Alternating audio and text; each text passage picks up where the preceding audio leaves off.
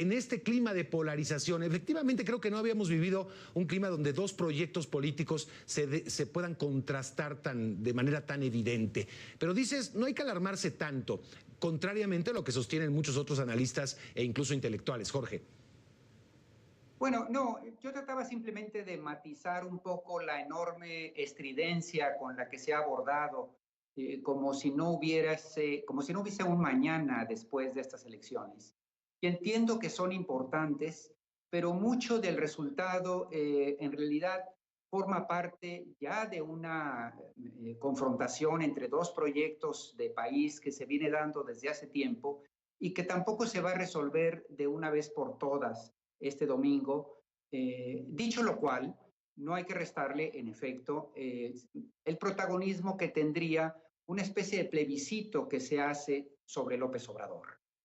Yo diría que la importancia de estas elecciones es que ninguno de los dos ejes, ninguno de los dos polos que luchan por un proyecto de país distinto está satisfecho con la composición en la Cámara de Diputados, que en este momento tiene mayoría el partido oficial, el partido en el poder, pero no una mayoría constitucional que le permita hacer cambios en la Constitución, solo una mayoría relativa que le obliga a negociar con la oposición.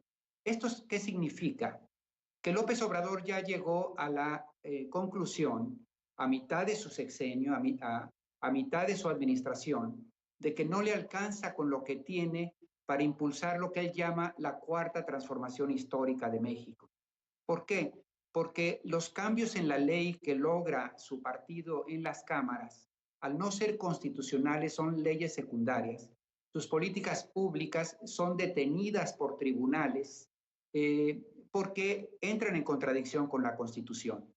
De tal manera que la amenaza para López Obrador es que su cuarta transformación quede en políticas públicas efímeras que podrían ser cambiadas por el siguiente gobierno o incluso ahora. Por ejemplo, su reforma petrolera ha sido neutralizada y detenida por jueces, como digo, por su contradicción con la Constitución. Entonces, no le alcanza a López Obrador la mayoría relativa y va por 2/3 de la Cámara, que significaría 333 curules sobre 500 que existen.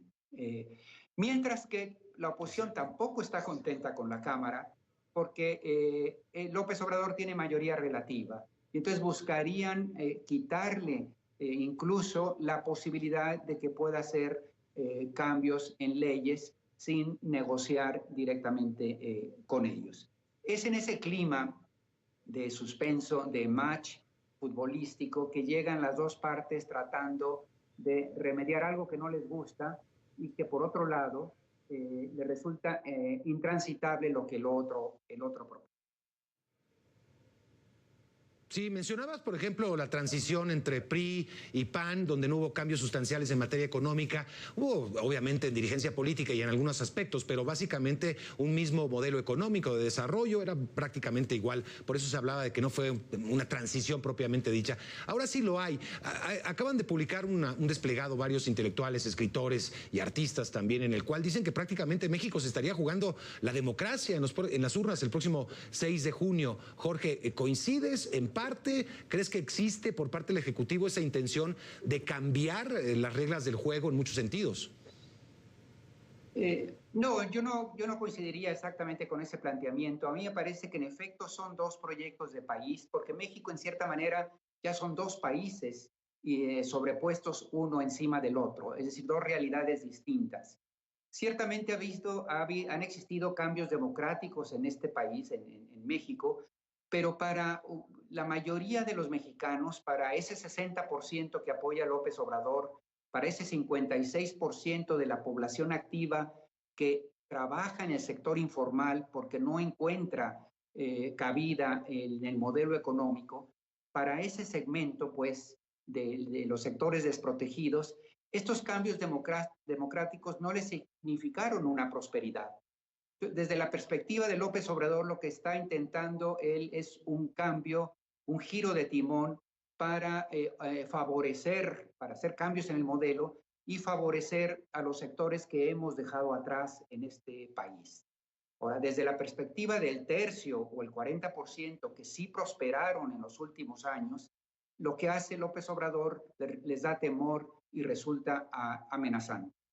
Entonces, dependiendo de qué perspectiva, de cuál de estos dos mundos se coloque uno, el otro es o no una amenaza o una esperanza de cambio.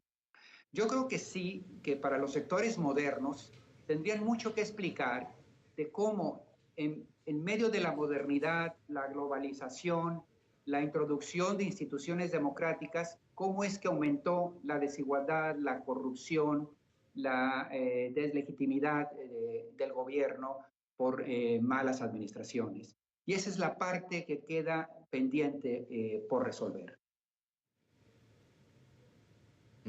Ahora, bueno, estos dos bandos que mencionas finalmente, Jorge, y que estuvieron plasmados, estuvieron presentes, digamos, a lo largo de los últimos 20 años, yo digo, pero que se cristalizan mucho más en el 2018, ¿ya ha cambiado un poco la ecuación?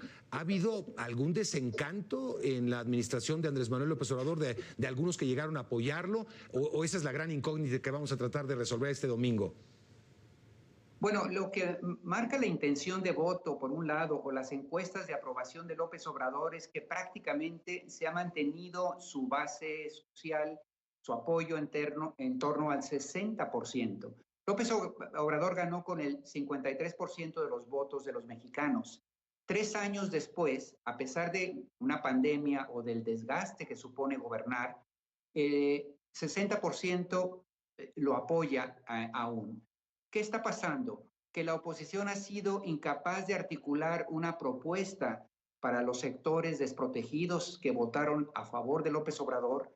La oposición lo único que ha presentado es una crítica negativa contra López Obrador, pero no una crítica propositiva a los segmentos que votaron por López Obrador para atender los problemas de pobreza, injusticia social, desigualdad.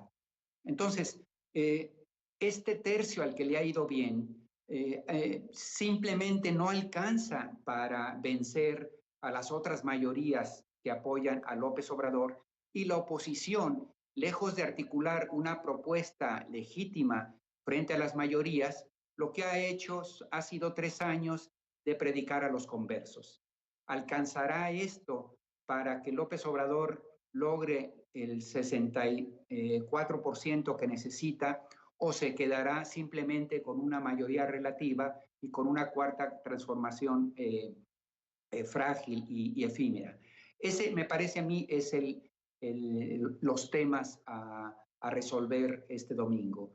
¿Cuál de los dos proyectos conseguirá lo que pretende en las urnas?